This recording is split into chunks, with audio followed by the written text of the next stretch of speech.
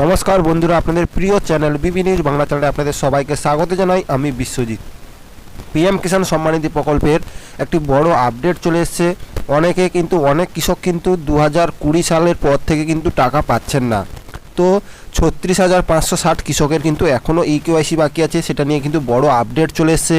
কারণ আপনারা জানেন নিশ্চয়ই 16তম কিস্তির আগে আপনারা সবাই ইকেওয়াইসিটা কমপ্লিট করে নেবেন, বা আপনারা টাকা পাচ্ছেন না কারণ সেই কারণে আপনাদের ভিডিওটি বানানো। তো আপনাদের একটি দেখতে পাচ্ছেন হিন্দিতে প্রতিবেদন চলে এসেছে, আমি এটা আপনাদের বাংলাতে ট্রান্সলেট করে দেখিয়ে দিচ্ছি। তো আমি বাংলাতে ট্রান্সলেট করে নিয়েছি, এবার আপনাদের আমি পড়ে শোনাচ্ছি দেখুন। তো এখানে বলা হয়েছে, দেখতে পাচ্ছেন 36,560 কৃষকের ইকেওয়াইসি মুলতবি, 20 পরে সম্মান নিধি যোজনার সুবিধা পাবেন না।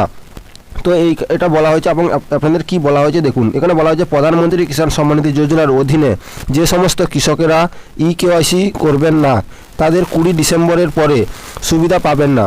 এই প্রকল্পের অধীনে নিবন্ধিত কৃষকের এখন 5 দিন বাকি আছে।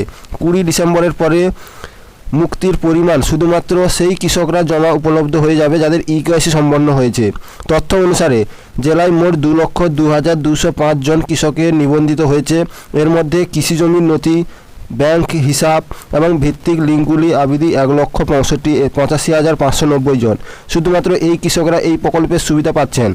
এখন পর্যন্ত 1,49,030 জন কৃষকের ইকেওয়াইসি করেছেন। 36,560 জন এই ইকেওয়াইসি করাতে পারেননি।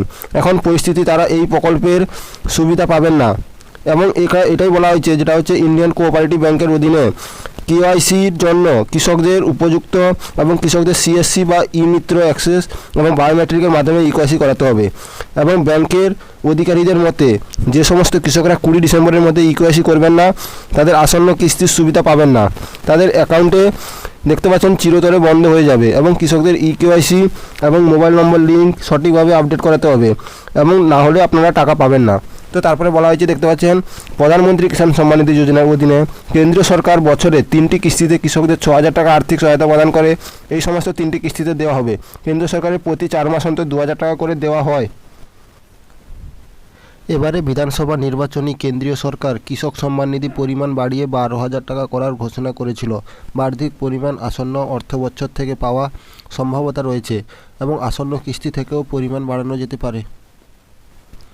কেন্দ্রীয় সরকারের উদ্দেশ্য হলো কৃষকদের সর্বোচ্চ সাহায্য প্রদান করা এবং তাদের অর্থনৈতিক অবস্থার উন্নতি করা। প্রকল্পটি 2019 সালে ঘোষণা করা হয়েছিল। এরপর থেকে প্রায় 15টির কিস্তি পরিশোধ করা হয়েছে। প্রতি 4 মাসে কেন্দ্রীয় সরকার কৃষকদের অ্যাকাউন্টে অনলাইনে 2,000 টাকা স্থানান্তর করে। যদি এই পরিমাণ 6,000 টাকা থেকে বাড়িয়ে 12,000 টাকা করা হয় তাহলে কৃষকরা দারুণ স্বস্তি পাবেন।